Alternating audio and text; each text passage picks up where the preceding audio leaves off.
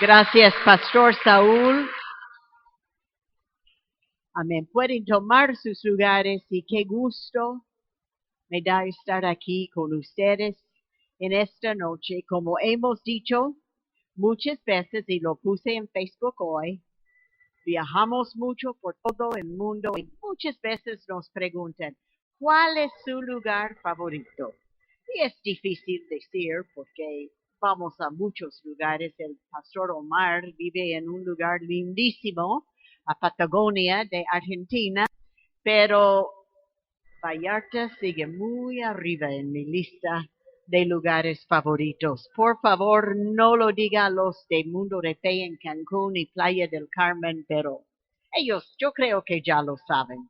Entonces, pero no es solamente estar aquí en Vallarta, pero tantas memorias, tantos recuerdos, tanta bendición que representa este lugar en nuestras vidas. Voy a entrar inmediatamente en la palabra porque les queda un postre muy lindo esta noche porque el pastor Omar Herrera va a traer la segunda plenaria y sé que van a disfrutar mucho, mucho la predicación de él. Pero en esta noche voy a comenzar con un tema y vamos a hablar acerca de, si quiere poner título, sería esto. 2 veces sígueme. Por la segunda vez, sígueme. Cuando uno, como yo, crecí en la escuela dominical y uno de las primeras historias bíblicas que uno escucha es cuando Jesús iba por el mar de Galilea y encontraba a los pescadores y les identificaba a Pedro y Andrés y Juan y Jacobo y decía, deja sus redes y sígueme. Hasta cantos en la escuela dominical, hablando de que el Señor nos hará pescadores de hombres. Esto es algo que hasta los niños saben de la vida de Jesús. Es en Mateo 4:19 a los pescadores. Jesús los llamó, vengan, sígueme, y yo les enseñaré cómo pescar personas. Esa es de la traducción moderna, de Nueva Traducción Viviente. Este primero fue obvio, fue pragmático, algo que nosotros no habíamos considerado hasta últimamente cuando el autor, Lucas Leis, estaba enseñando un seminario de jóvenes y nos hizo pensar, porque yo siempre veía a esos tipos como hombres ya pescadores grandes, maduros, tal vez 40 años, con barba. Más probable, ellos eran jóvenes, porque Jesús apenas tenía 30 años. Entonces, si él iba a llamar seguidores, iban a ser más jóvenes que él. Entonces, eso como que nos asustó. Eso sí fue algo que no habíamos considerado. Este primer sígueme fue muy pragmático, algo muy obvio. Sin embargo, pasó los 3 años y medio del ministerio de Jesús. Pedro caminaba al lado de él.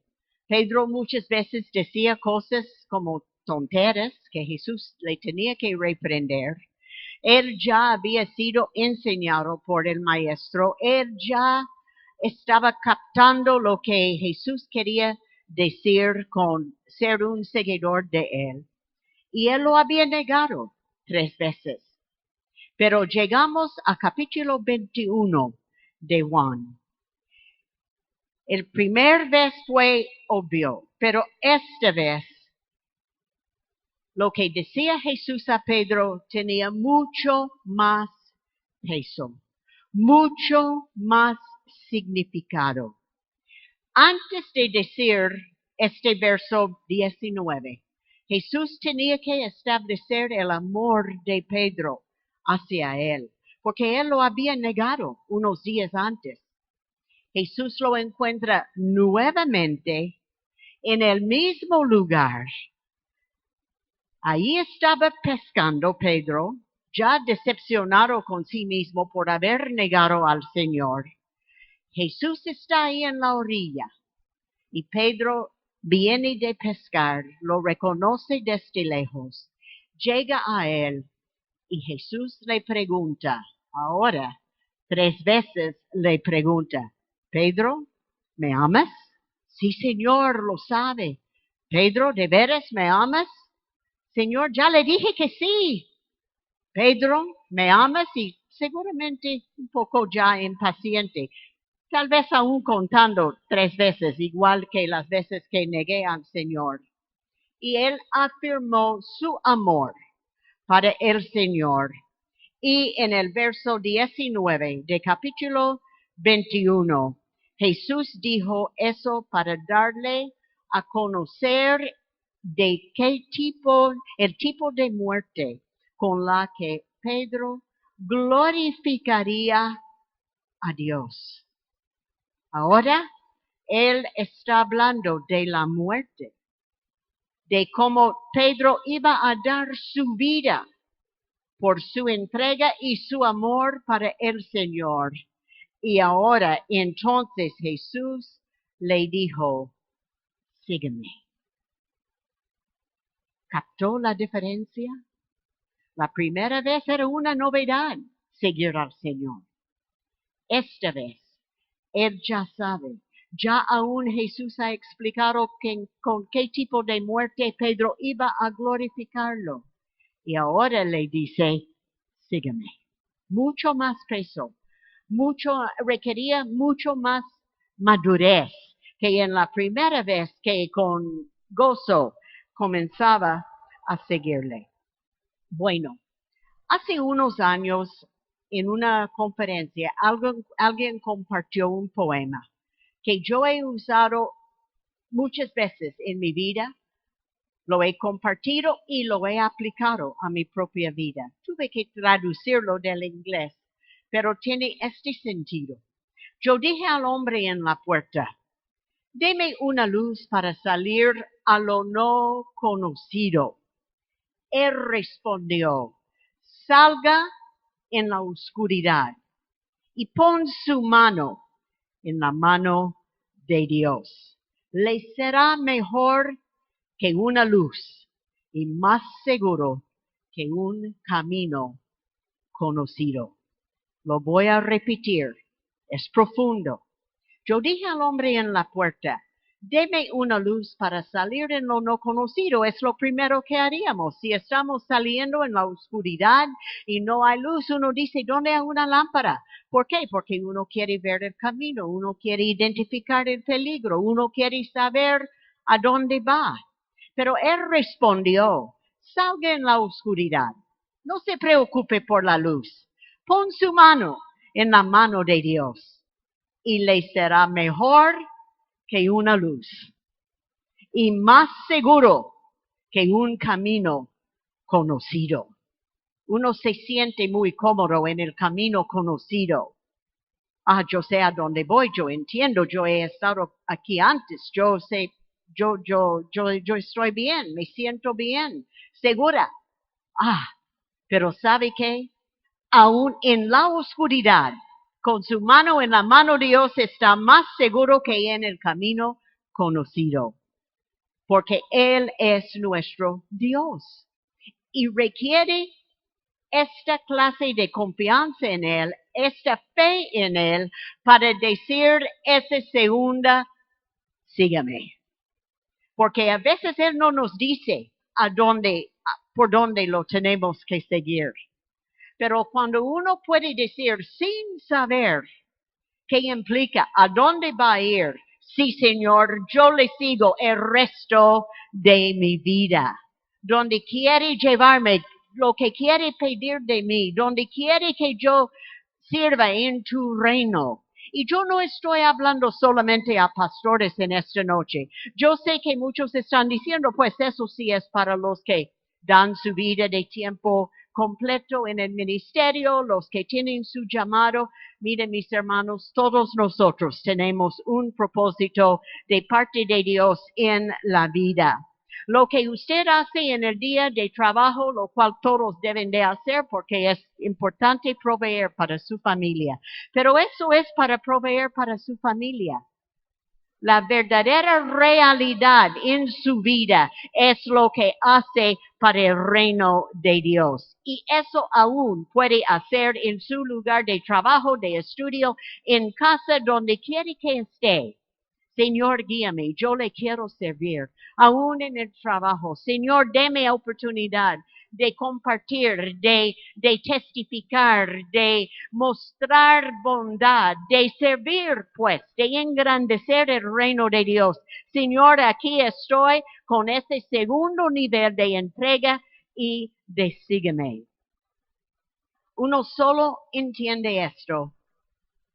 Todo lo que el Señor quiere decir a nosotros y pedir de nosotros a través del Espíritu Santo. Gracias a Dios que Él no nos llama a hacer algo para lo cual Él no nos ha equipado. Yo les puedo garantizar que si el Señor le llama a hacer algo en el reino de Él le va a equipar, Él le va a dar todo lo que necesita para llevar a cabo lo que implica esa segunda sígueme. En Juan capítulo 13, antes mucho más temprano en el ministerio de Jesús, Pedro le pregunta, decía que, Señor, ¿por qué no te puedo seguir ahora? Porque Jesús les había dicho, todavía no me pueden seguir, no pueden ir donde yo voy a ir, no pueden hacer, no pueden ser parte de lo que yo tengo que sufrir. Y Pedro dice, ¿por qué no te puedo seguir ahora? Luego en Juan capítulo 20, versos 21 y 22, Jesús comienza a prepararlos para lo que iba a pedir de ellos. Jesús le apareció en el salón donde estaban reunidos y asustados y con temor. Wow. Una vez más les dijo, la paz sea con ustedes. Como el Padre me envió a mí, así yo los envío a ustedes. Y entonces sopló sobre ellos y les dijo, reciban al Espíritu Santo. Un capítulo después, él dijo a Pedro, sígueme. Porque él sabía que con ese soplo del Espíritu Santo, todavía no había llegado el día de Pentecostés, pero poco después él dijo, esperen en Jerusalén, donde recibirán poder para ser testigos en Jerusalén, Judea, Samaria, a todo el mundo, pues. Pero él sabía que para este segundo nivel de sígueme, ellos necesitaban el soplo, la llenura, el poder del Espíritu Santo para guiarlos y para apoyarles en lo que Él iba a pedir de ellos. Ese tiempo de espera entre capítulo 14, capítulo 21 de Juan era un tiempo donde Jesús todavía los estaba preparando para lo que les había llamado a hacer, un tiempo de santificación, un tiempo de apartarse de esos deseos carnales, de santificar su vida para ser útil para el Señor.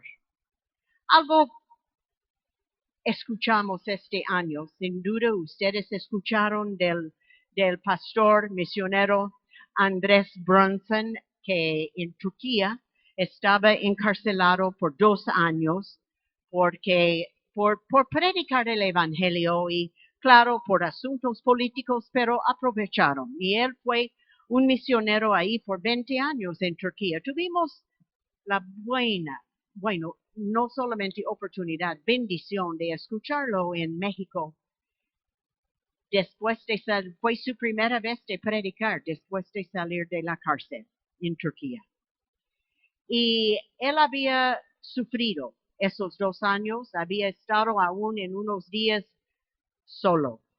Primeramente entrando estaba 50 días solo. Ni un libro, ni un papelito, ni un lapicero. 50 días solo en la cárcel. Le pasaba la comida debajo de la mesa, de la puerta. Imagínese. Y él, por supuesto, comenzó a cuestionar a Dios y como cualquier humano haría, entraba dudas en su mente, él sufría. En fin, ellos tuvieron un poquito de misericordia con él y lo pasaron a estar con otros prisioneros ahí.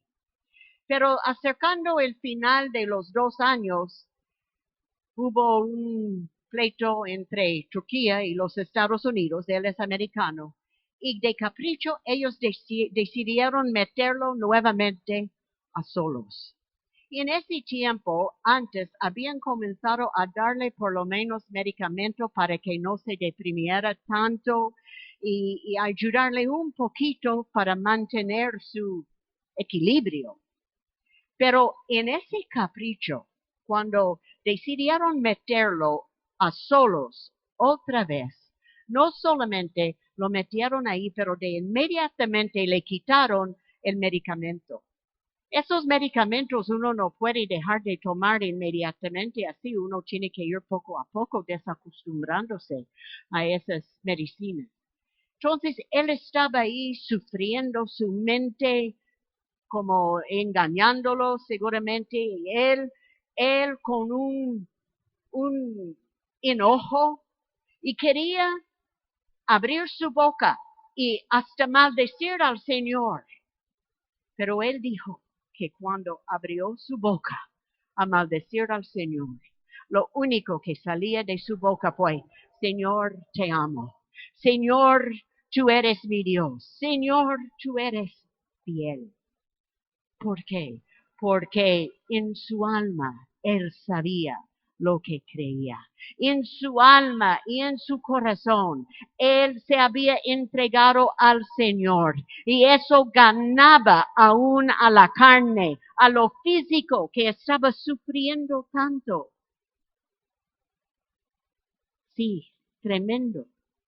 Gracias a Dios que nuestro espíritu y alma puede vencer lo que la carne quisiera hacer y decir. Pero algo que él dijo, y lo digo no para asustarnos en esta noche, pero para despertarnos. Porque esto no es solamente para pastores, es para cada creyente.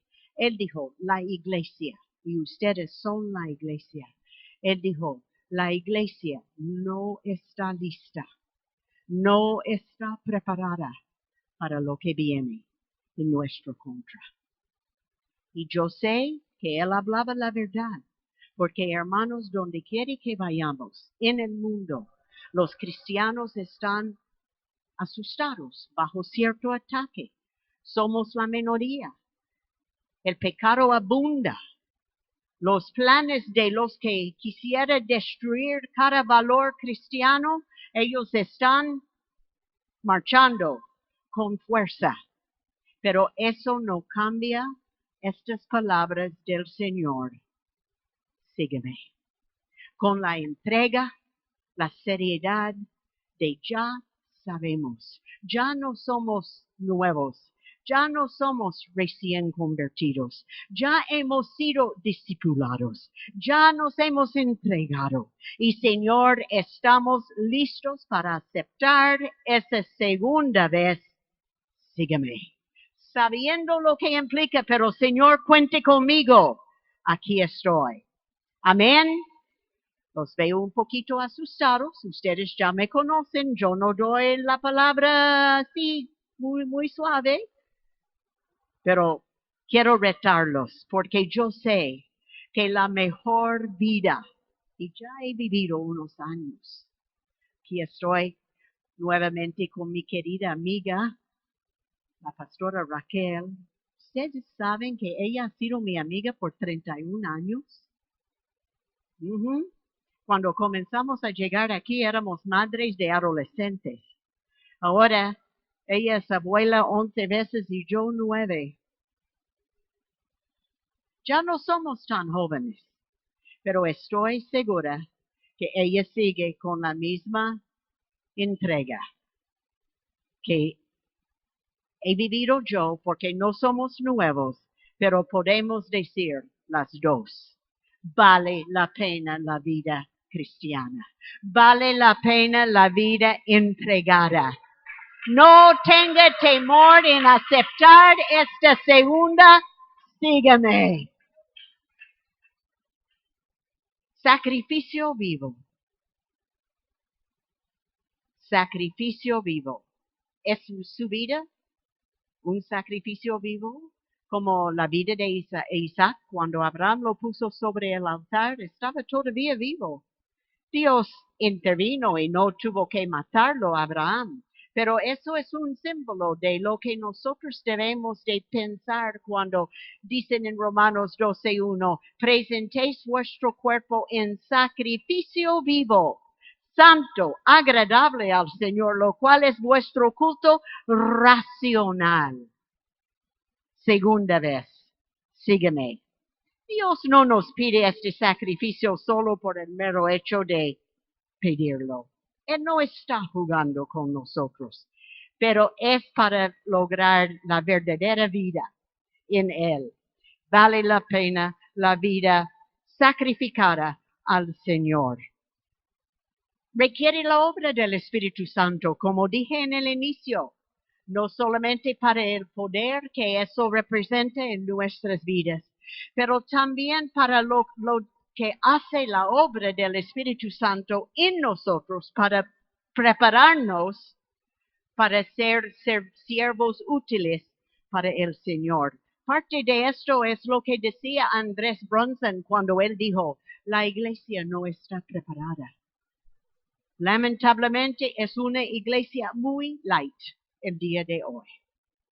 Muy poco entrega. Vienen para cantar, danzar, salir a vivir. Muchos, como manda la carne, en pura carnalidad. Pero primero de Tesalonicenses 5:23 dice, ahora que el Dios de paz los haga santos en todos los aspectos y que todo su espíritu, alma y cuerpo se mantenga sin culpa hasta que nuestro Señor Jesucristo vuelva. Esta es una obra misteriosa del Espíritu Santo en lo más profundo de nuestro ser. Cosas que nosotros ni reconocemos hasta que el Espíritu Santo revela a nosotros las cosas que debemos de cambiar. Y esto no sucede en el momento de convertirse. Esto no sucede en el momento ahí por el mar de Galilea cuando Jesús iba llamando, deja sus barquitos y venga y sígueme. Eso es el momento de ser recién convertido. Pero estas cosas suceden en nuestro espíritu y alma para perfeccionarnos sobre el tiempo para llegar a esa madurez del segundo.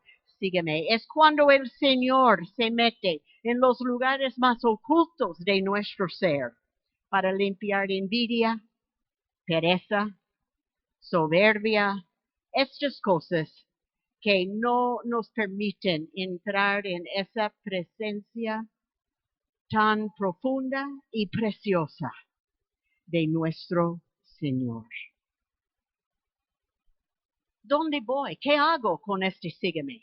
¿A dónde me está llamando el Señor? Métese en su presencia. Algo que descubrí recién del libro de Isaías, que he escuchado este verso toda mi vida. Y yo he dicho, Señor, heme aquí, envíame a mí. Pero algo noté en Isaías 6, verso 8. Isaías está diciendo, porque él habla hasta el verso 8, no voy a tomar tiempo para leerlo, pero sabemos que él estaba en una presencia poderosa de Jehová su Dios. Y él dice en verso 8, después oí que el Señor preguntaba, ¿a quién enviaré como mensajero a este pueblo? ¿Quién irá por nosotros? Aquí estoy yo, le dije, envíame a mí. Yo siempre había creído, de tantas prédicas que he escuchado de este verso, como que el Señor dijo, Rafael, te necesito. ¿Está dispuesto? Y como que Rafael decía, bueno, heme aquí, envíame a mí. No dice así. Dice que él estaba tan en la presencia de Dios que él pudo escuchar al Señor preguntar, ¿a quién enviaré? No es que el Señor lo obligaba. Él estaba tan cerca al Señor que escuchó, ¿quién irá? Ah, heme aquí, envíame a mí, de su propia voluntad. No porque el Señor lo exigía de él, pero porque él estaba tan cerca al Señor que escuchó la voluntad de Dios. Mis hermanos, cuando uno está en esa presencia de Dios y Él le habla, esa voz suave del Espíritu Santo que dice, hable con su vecino, llame a tal hermana, está desanimada, a sus compañeros en los estudios, mira, ahí hay uno que está deprimido, háblale, anímalo, comparte su testimonio. Hay tantos hambrientos ahí en el mundo, pero nosotros estamos tan ocupados y tan lejos de esa entrega del segundo nivel de sígueme, que ni nos damos cuenta que el Señor nos está hablando y está queriendo enviarnos y usarnos con ese poder que Él nos ha dado de ser testigos.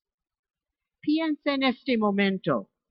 ¿A quién piensa que el Señor quisiera que hablara acerca de Él? Para darles buenas nuevas de la salvación. Mis hermanos, lo hacemos por amor a Él, no porque Él nos obliga, pero porque estamos tan entregados a Él. Ya no soy esclavo del temor, soy hijo de Dios. Me llamó por su amor. Recuerde que Él preguntó 3 veces a Pedro, ¿me amas? Sí, Señor, ¿me amas? Sí, Señor. Él nos ha llamado por su amor. Y cuando Él confirma nuestro amor para Él, entonces Él dice, pues, está listo, sígueme a lo que sea. Dios en su providencia entreteje los hilos de su llamado a través de nuestras vidas y solo nosotros podemos distinguirlos. Solo nosotros podemos identificar y explicar lo que es la perfecta voluntad de Dios en nuestras vidas. Acabamos de cantar un canto que hablaba de nuestra voluntad entregada o no me acuerdo exactamente la línea del canto, pero hablaba este concepto de que nuestra voluntad está entregada, está como uno con Él. No hay duda de lo que Él nos está diciendo. ¿Cómo saber qué es la voluntad de Dios? Pues, primero, hay que saber que quiere saber la voluntad de Dios. Hay que establecer que quiere saber la voluntad de Dios. Si no está deseando saber su voluntad, más probable Él no va a perder tiempo diciéndole, explicándole lo que es su voluntad. Pero si uno está en esa presencia donde estaba Isaías, uno puede escuchar a través de su palabra, en nuestro espíritu, esa voz suave. ¿Y sabe qué? Y yo lo puedo probar. Ese llamado de Él llega a ser un deseo. Es como un imán que le jale hacia lo que Él le ha llamado a hacer. Yo he tenido que hacer cosas en mi vida que si me hubiera dicho unos años antes, yo hubiera dicho jamás. Pero ya cuando llegó a ser el tiempo, llegó a ser parte de mi ser. Era como un imán que me jalaba y no había otra opción que solo hacer la voluntad de Él, solo poner cuidado a lo que Él estaba pidiendo de mí. Dios no lo va a imponer, no lo va a forzar y ni le va a obligar. ¿Sabe qué? Muchos van a ser salvos sin llegar a este nivel, segundo nivel de sígueme. ¿Cómo? Sí, el que cree en su corazón, y no es por obras que somos salvos. Pero ellos no van a disfrutar la salvación tanto como uno que se ha entregado al segundo nivel. Sígueme. Serán salvos, pero no con tanto gusto, no con tanto gozo. Van a llegar ahí al cielo y decir, a ver. Pero otros vamos a llegar, Señor, aquí estoy, con toda confianza que he cumplido con mi propósito en la vida. ¿Están conmigo? Están asustados, pero está bien. Hay algo cuando uno reconoce cuál es su llamado, cuál es su propósito que le impulsa. Cuando uno aún quisiera desanimarse, como Andrés Bronson en la cárcel, pero hay algo ahí que le impulse hacia el verdadero propósito de la vida. Muchos ni van a entender, van a pensar que uno es fanático. Yo sé que aún gente que estudiaba con nosotros en el Instituto Bíblico hace 52, 3, 4 años, muchos de ellos que eran colegas, yo hubiera dicho, ellos van a lograr mucho en la obra del Señor, van a servir al Señor en una manera porque son de mucha personalidad y no han hecho nada. Perdone, no les quiero juzgar. Y no, tal vez no hubiera pensado tanto, por lo menos de mi esposo, que era muy charlatán y muy payaso en aquel tiempo.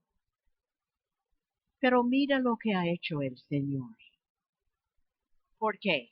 Porque no hemos puesto pretextos, pero bueno, a ver, tal vez, Señor, ¿estás seguro? Mi esposo ha sido uno que si él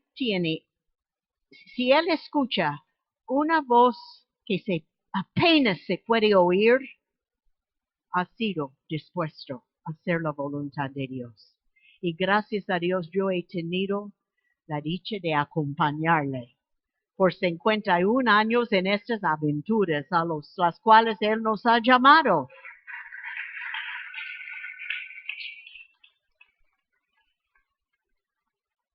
¿Sabe por qué? Porque es parte de nosotros, es parte de nuestro ser. Es tener una vida tan entretejida con la voz de Él que sabemos qué hacer en dado momento. Y el servicio más bien mana de una vida llena de devoción a Él. Este servicio para nosotros no es un sacrificio, es una expresión de parte de nosotros de la devoción que tenemos para el Señor y por eso no nos cansamos. Nos preguntan, pero pastores, ¿hasta cuándo van a seguir viajando y haciendo lo que hacen y durmiendo a veces en camas no tan cómodas y tantas horas en aviones y comidas a las cuales no están tan acostumbrados y así? Yo no sé, porque yo no puedo imaginar mi vida haciendo otra cosa, porque es parte de quienes somos. Así debe de ser su vida en el Señor, que es una expresión de lo que es su relación con el Señor. No es, me voy a consagrar para que para hacer tal cosa. No, conságrese y Dios le va a mostrar su voluntad. Primeramente viene la entrega. Primeramente viene vida, sacrificio vivo. Primeramente viene el contrato, la hoja, en blanco, firmado, pero no sé qué estoy firmando. Ah, así es.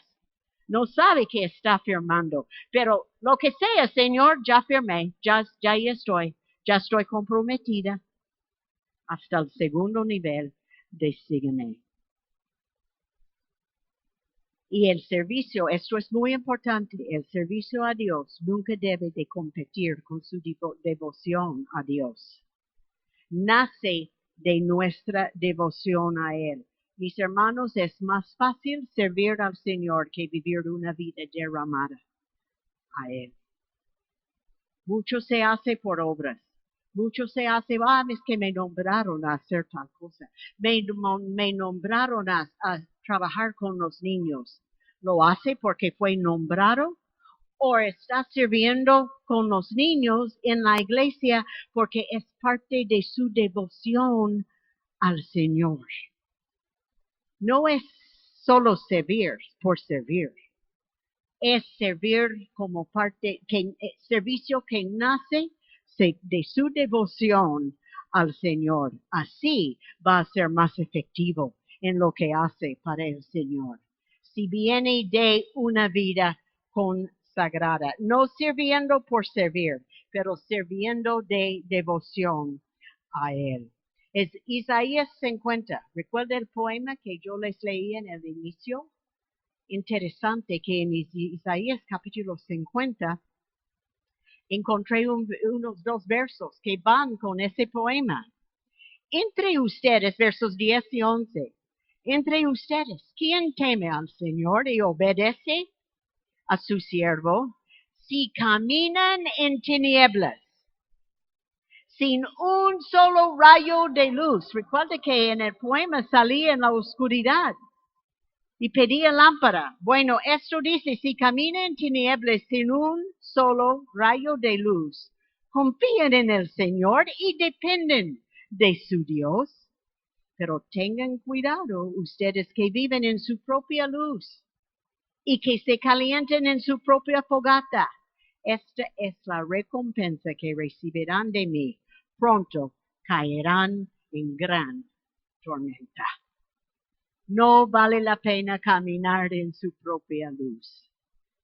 Confía en la luz del Señor en su vida. Ahora el poema. Nuevamente yo dije al hombre en la puerta, deme una luz para salir en lo no conocido.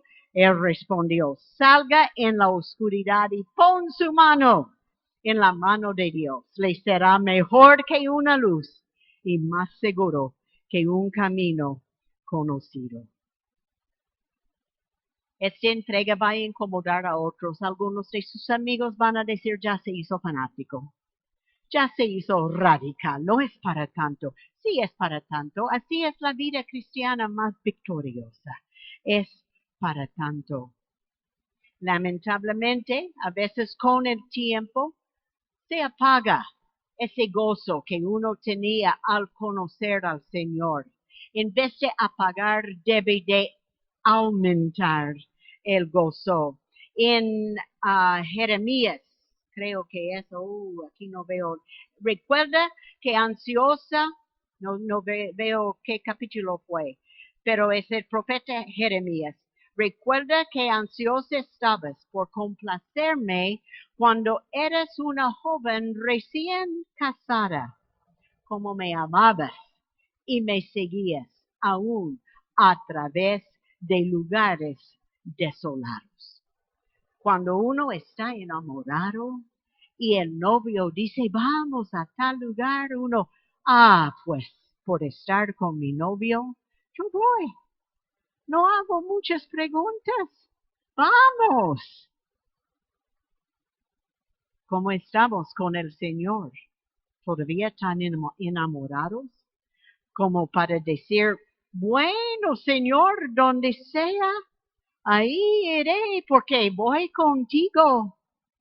Como la novia a su novio, pues Él es nuestro novio. y debemos de no apagar ese deseo de estar con Él donde quiere que sea. Esto viene desde Jeremías, desde el profeta Jeremías, que aún en aquel tiempo existía ese peligro de no amar tanto con el tiempo como el recién enamorado. Pero seguimos enamorados con el Señor. Sírvele a largo plazo con una perseverancia firme, con toda la determinación de superar cualquier crisis en la vida, cualquier momento difícil. Voy a superar, voy a seguir adelante. Voy a decir con Ruth, no trate de cambiarme, donde quiere que vayas, ahí iré yo. Donde quiere que vivas, donde quiere que mueres. Oh, sabe que yo dije esas palabras a este hombre como votos en mi boda hace 51 años. Sí, yo tenía apenas 18 años. Muy jovencita. Muy entregada al Señor. Pero no tenía idea lo que estaba diciendo. Cuando le dije, donde quiere que vayas, ahí iré yo. A 80 y algo de países con él, más que 100. Yo no he ido a todos, pero casi. Yo no tenía idea, pero siguen mis palabras, donde quiere que vaya, ahí iré yo. Si es en la voluntad de Dios, y yo sé que así será, porque para eso vivimos. Uno puede confiar cuando su vida está tan entregada al propósito de Dios para esa vida. Mira, hay momentos cuando uno no va a entender lo que Dios está haciendo. Si supiera lo que a veces hemos tenido que vivir y pasar, no tengo el tiempo para contarles, tal vez un día saldrá en un libro, quién sabe. Pero decisiones que hemos tenido que tomar, como ir a Puerto Rico embarazada con Steven, 7 meses y medio. Yo pensaba que tenía 6 semanas para alistar la cuna para él, y él llegó 2 semanas después de llegar, 13 días después de llegar nosotros a Puerto Rico como misioneros. Y las ancianitas en los Estados Unidos me decían, pero ¿por qué no esperan nacer este niño para ir al campo misionero? Falta poco. Téngalo aquí en los Estados Unidos, que él nazca aquí. Yo dije, yo no sé por qué, pero yo sé que el Señor quiere que vayamos antes. Ellos sí pensaban que yo estaba loca. Y más loca me consideraba cuando Steven nació sin esófago. Steven no tenía esófago. El doctor, el tercer día después de nacer, me acercó en el hospital y dijo, señora, hemos hecho pruebas, su hijo nació sin esófago. Y la saliva que ha tragado ha ido a sus pulmones y tiene pulmonía. Y pesaba como 2 kilos. Y él dijo, si sobrevive pulmonía, le vamos a poner un tubo en el estómago y de ahí lo alimentará y le vamos a abrir aquí para que salga la saliva. Yo sé que muchos de ustedes conocen a Steven, saben que él ya tiene 48 años. Y sabe que después, bueno, el Señor, no, como le digo, no tengo tiempo para explicar. 10 meses después, un cirujano ahí en Puerto Rico le hizo 7 horas y media de cirugía para hacerle un esófago con parte de su intestino. Fue muy bien hecho. Cuando Steven tenía 12 años, cada cuanto teníamos que llevarlo, que tragara Valium, que viera que el esófago estaba creciendo bien con él, porque era parte y habían dejado sangre y nervios y todo conectado. Mi esposo lo llevó al hospital en Puerto Rico, en San Luis, y el doctor tomó placas y él dijo, wow, qué bien hecho. ¿Dónde fue que hicieron esta cirugía? Mi esposo dijo, pues, en Puerto Rico. ¿En Puerto Rico? ¿Pudieron hacer tal cosa?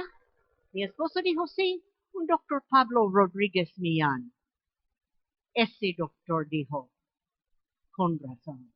Él es un cirujano muy famoso. Estaba aquí la semana pasada enseñando a nosotros. San Luis, Missouri, sí, mi esposo, no San Luis Potosí, San Luis, Missouri, lo llevó a un hospital ahí. Pero ese doctor dijo con razón, él dijo, si este niño hubiera nacido en los Estados Unidos, más probable no hubiera sobrevivido. Pero me consideraban loca por salir antes de nacer ese bebé. Pero mis hermanos, cuando uno sabe que Dios le está hablando y le está diciendo, haga tal cosa, hable con tal persona, ayúdame en esto, sirva en este ministerio, hágalo. Dios sabe lo que Él está haciendo con nosotros. Aun cuando nosotros fuimos en 88 a vivir en Guadalajara, no como ministerios Mundo de Fe, como misioneros. Cuando llegábamos aquí a Bucerías y conocíamos a la familia González. Hermanos, había días cuando decíamos a los hijos, oren, porque no sabemos de dónde va a venir la comida para mañana. Pero Dios ha sido tan fiel. Y no solamente nosotros vimos su fidelidad, pero nuestros hijos también vieron a un Dios fiel que estaba ahí para suplir cada necesidad. Era difícil explicar aún lo que hacíamos en esos días, pero era importante, un tiempo importante para lo que estamos haciendo el día de hoy, 30 años después, pero parte de la voluntad de Dios. Aquí voy terminando. Vivir en conformidad con Él significa un total devoción hacia Él y no siempre va a entender. Es como el que está haciendo un tejido. Ahí están el tejer. Hemos estado en Turquía donde hay alfombras y tapices y, bueno, obras de arte tan lindo. Y uno está ahí, ve a uno ahí trabajando, jalando hilos en el tejer y un color y un hilo un poco diferente, otro color, y uno está viendo ahí abajo y dice, ¿qué está haciendo? No tiene sentido. Pero por aquí veo otro muy terminado, muy bonito. Y uno regresa unos días después y ya el que está tejiendo ya va subiendo. Oh, ya veo. Eso seguro. Unos días más y ahí sigue. Oh, sí, tiene sentido. Él sabe lo que está haciendo. Termina. Bueno, en los años, cuando teníamos 20 a 30 años, era una locura. No tenía mucho sentido. Ir al campo misionero, 21 años, 23 años, yo 21, mi esposo 23, pero ahí estábamos, unos ya 30, 40, iba tomando forma, ya tenía más sentido.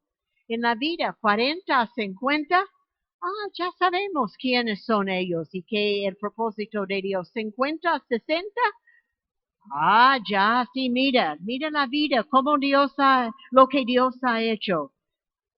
60, 70, aún más se entiende.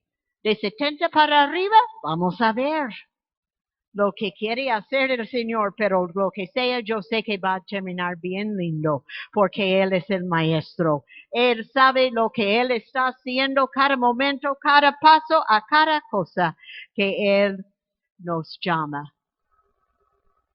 No lo duda, ni le pregunta. ¿Por qué?